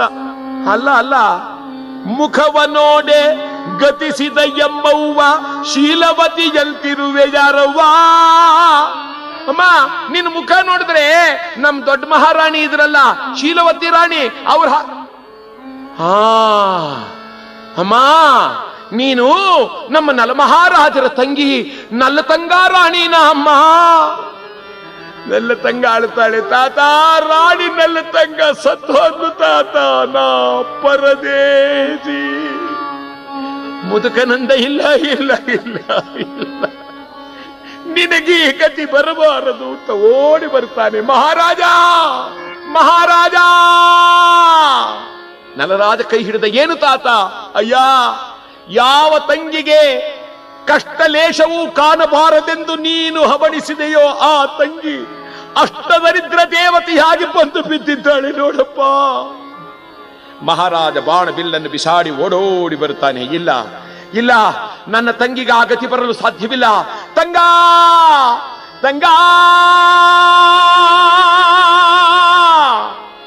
ಈ ಶಬ್ದ ಕೇಳಿದೊಡನೆ ಮಕ್ಕಳ ಸಹಿತ ಕುಳಿತಿದ್ದ ಈ ತಾಯಿ, ಇದು ನಮ್ಮಣ್ಣ, ಇದು ನನ್ನಣ್ಣ, ಅಣ್ಣ.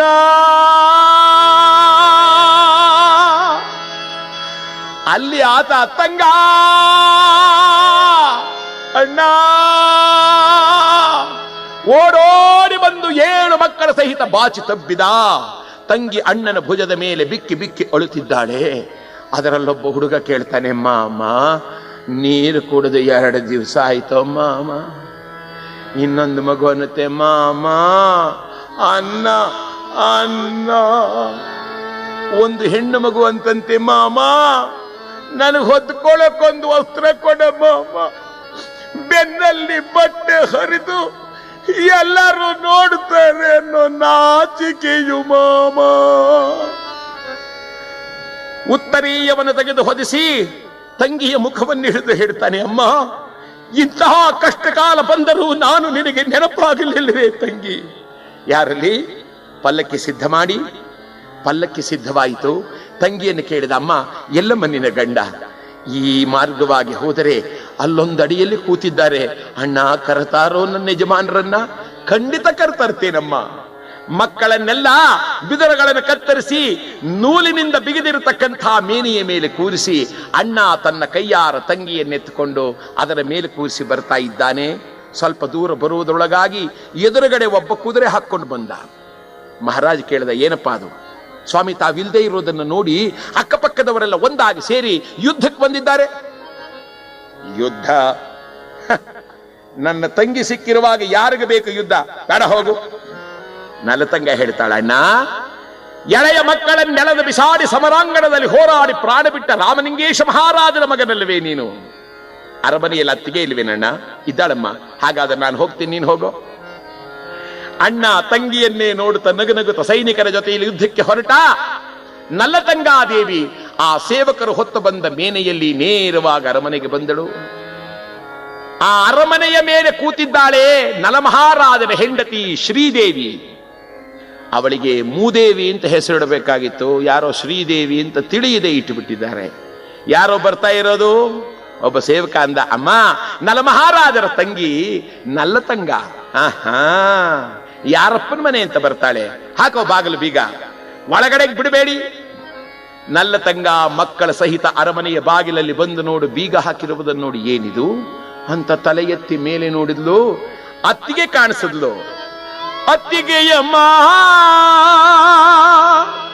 ಅತ್ತಿಗೆಯಮ್ಮ ಅಣ್ಣನ ರಾಣಿ, ಅತ್ತಿಗೆಯಮ್ಮ ಅಣ್ಣನ ರಾಣಿ, ಕರುಣೆ ತೋರಿ ಕಾಯೇ ತಾಯೆ ನೀಯೇ, ಕರುಣೆ ತೋರಿ ಕಾಯೇ ತಾಯೆ ನೀಯೇ, ಅತ್ತಿಗೆಯಮ್ಮ.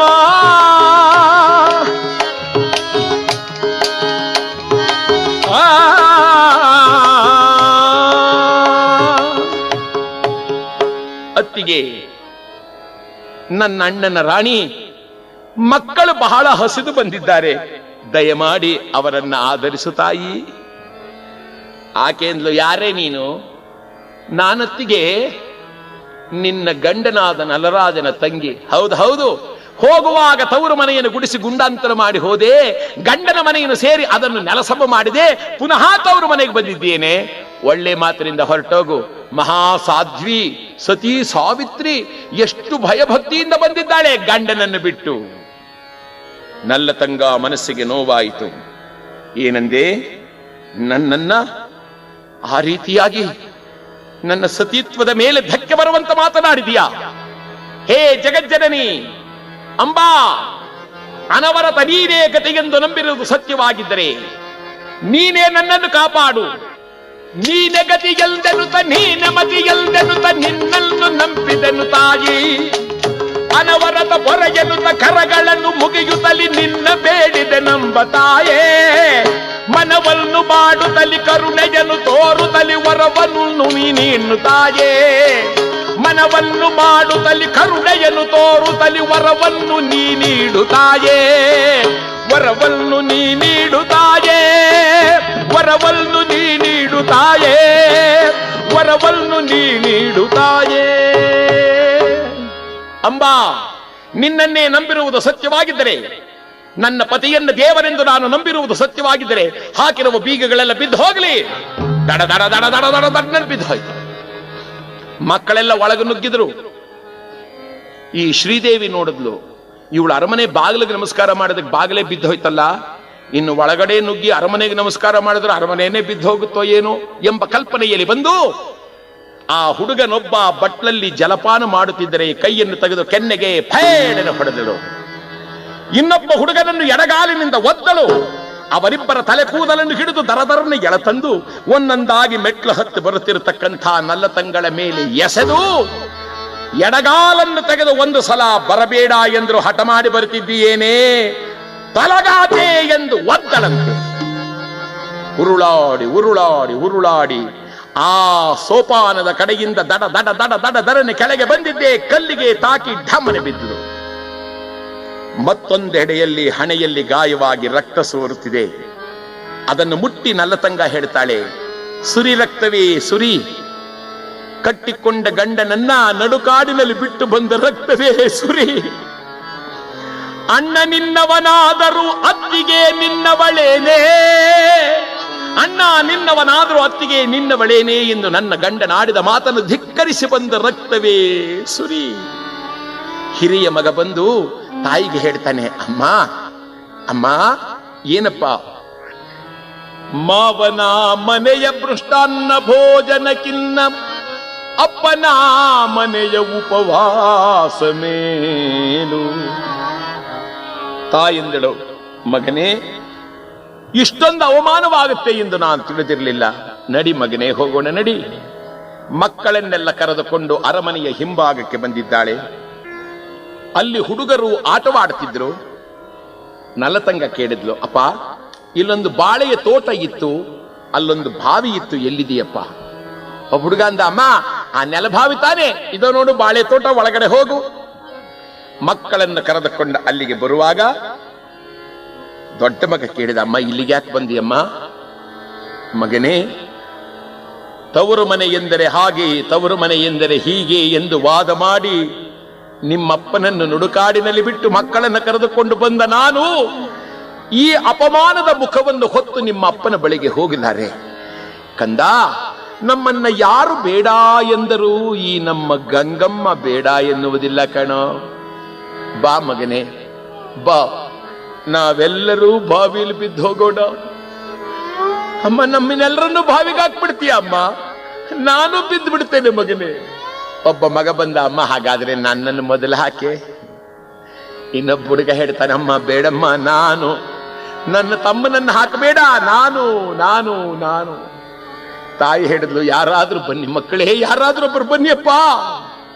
ಬಂದು ಕೈಯಲ್ಲಿ ಮಲಗಿದ ಒಬ್ಬ ಹುಡುಗನನ್ನು ಹಿಡಿದು ಹರ ಹರ ಮಹಾದೇವತ ಹಾಕಿಬಿಟ್ರು.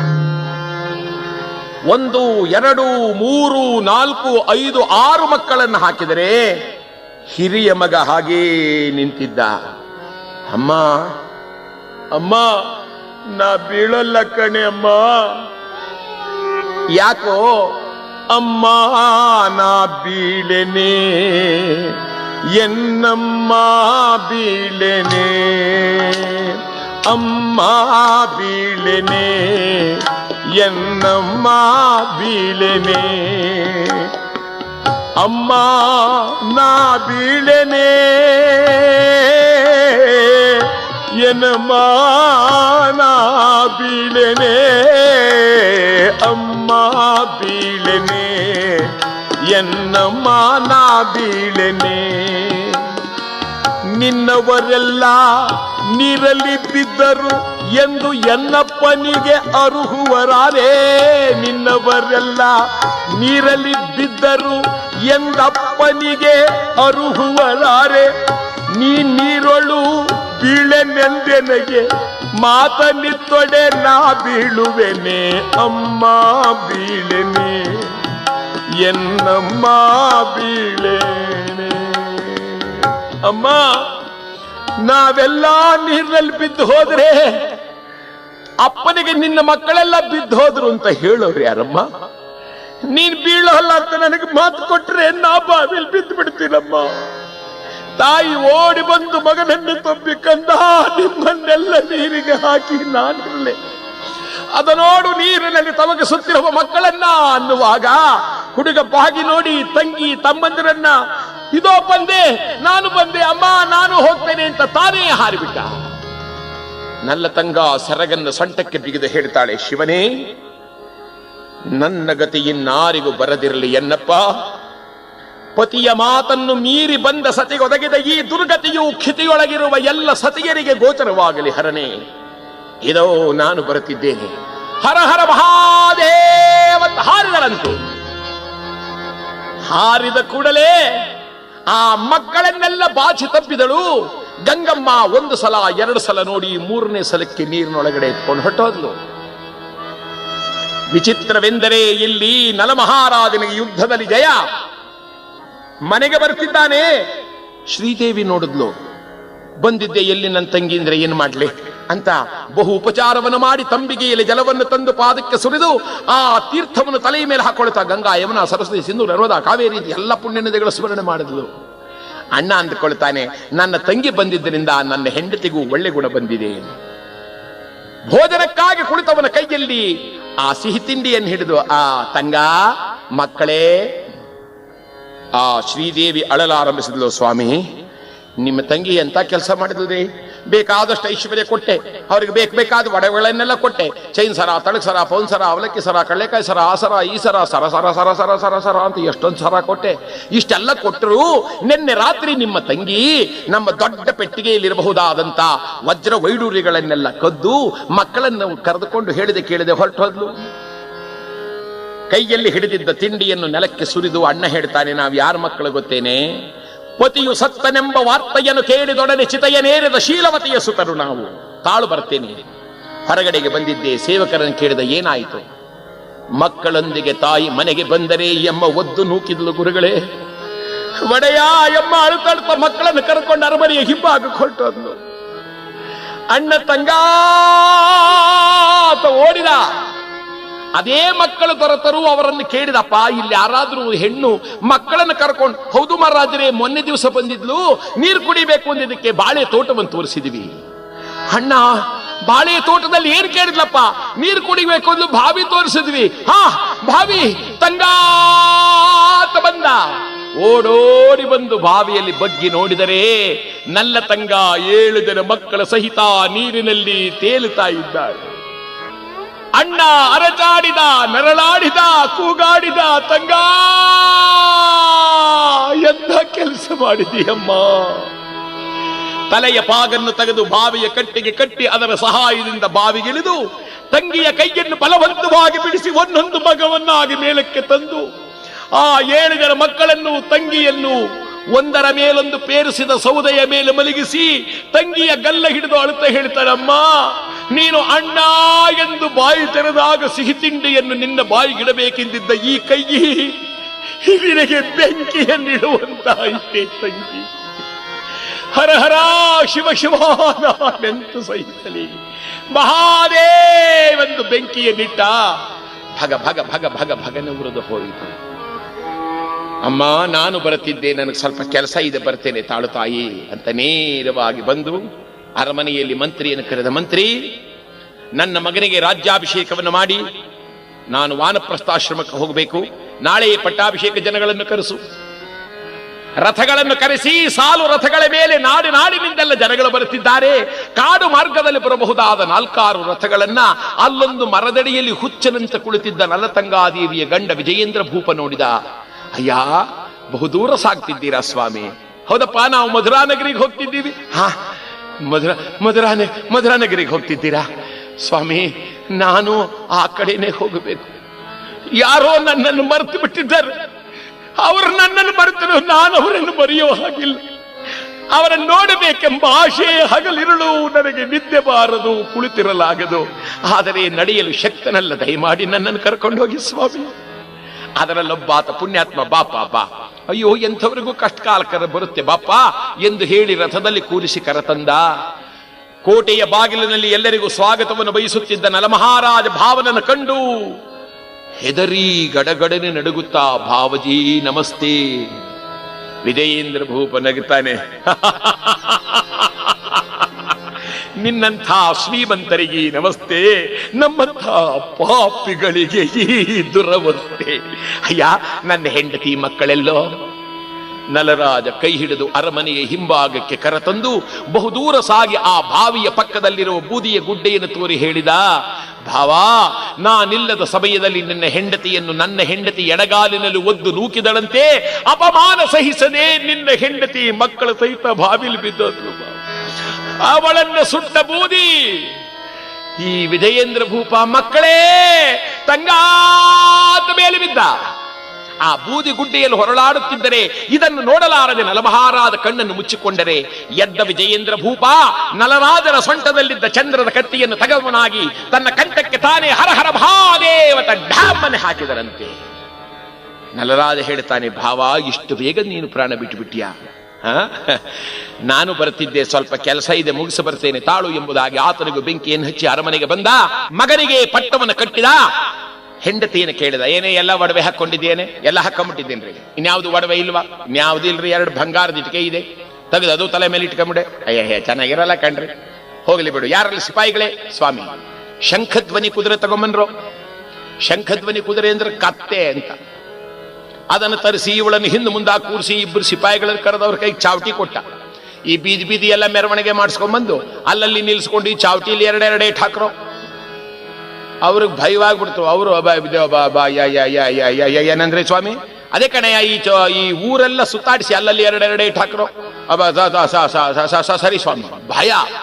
ಯಾಕೆ ಒತ್ತಡ ಬರೆಸ್ತೀರಾ? ಅದೇ ನೀವು ಇದು ಹೇಳಿದ್ರ, ಅದೇ ಈ ಅಮ್ಮನ್ನ ಅದೇ ಇದ್ರ ಮೇಲೆ ಕೂರಿಸ್ಕೊಂಡು ಊರೆಲ್ಲ ಮೆರವಣಿಗೆ ಮಾಡಿಸೋದು, ಇದರಲ್ಲಿ ಎರಡೆರಡೆ ಇದು ಏನ್ ಮಾಡ್ತಿರೋ? ಹೊಡಿತೀವಿ. ಹೇಗೆ?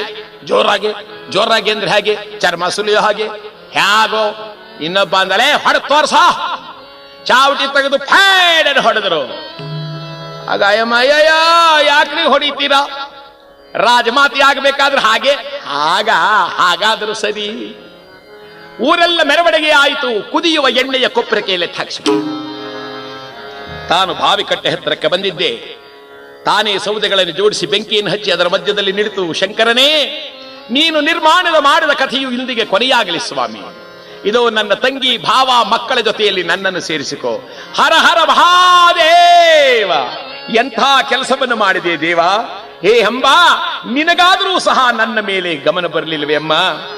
ತಾಯೇ, ನೆರೆ ನಂಬಿಯಿರುವವರು ಕಡು ತಾಪಗಳು ಇರಲು ಈ ಮೌನ ನ್ಯಾಯವೇ? ನೆರೆ ನಂಬಿಯಿರುವವರು ಕಡು ತಾಪಗಳು ಇರಲು ಈ ಮೌನ ನ್ಯಾಯವೇ? ಅಂಬಾ, ಈ ಮೌನ ನ್ಯಾಯವೇ?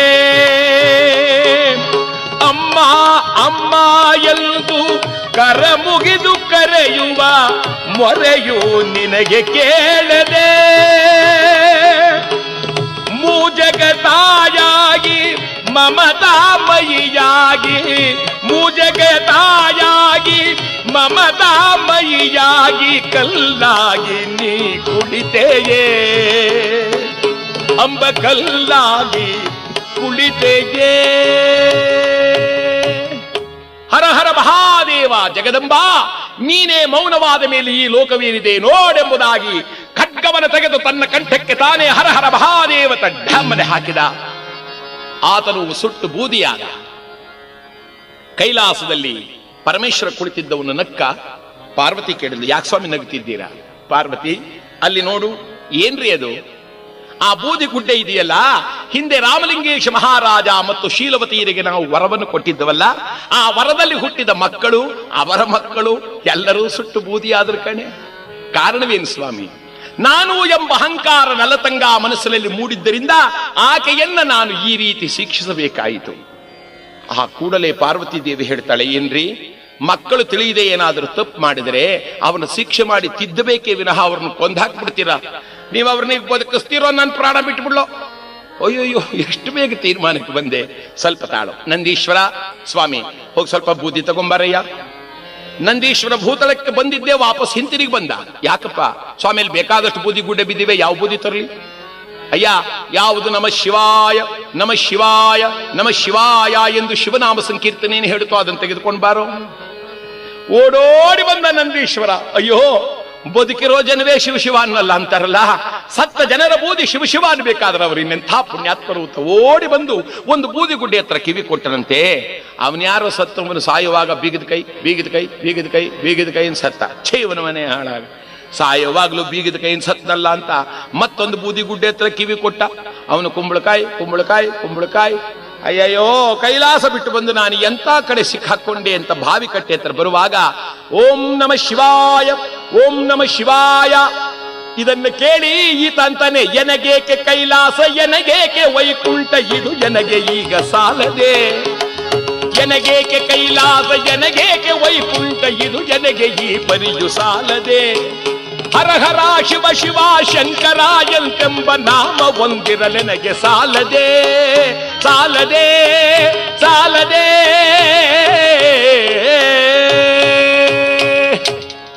ನನಗಿದೇ ಕೈಲಾಸ, ಇದೇ ವೈಕುಂಠ ಎಲ್ಲ ಇದೆ ಅಂತ ಅಲ್ಲೇ ಕುಣಿಯಲು ಆರಂಭಿಸಿದ. ಆಗ ಪರಮೇಶ್ವರನು ಪಾರ್ವತಿ ಸಹಿತನಾಗಿ ಬಂದು ಪ್ರತ್ಯಕ್ಷನಾಗಿ ತನ್ನ ಹಸ್ತವನ್ನು ತೋರಿದನಂತೆ.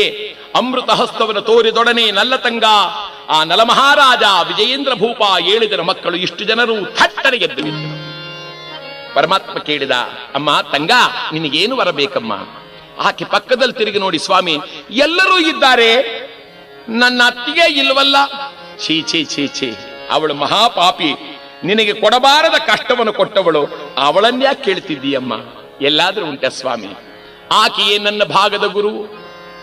ದೇವಾ, ಆ ತಾಯಿ ನನ್ನನ್ನು ಒದ್ದು ನೂಕಿದ್ದರಿಂದಲೇ ಶಿವ ನೀನೆದ್ದು ಬಂದದ್ದು.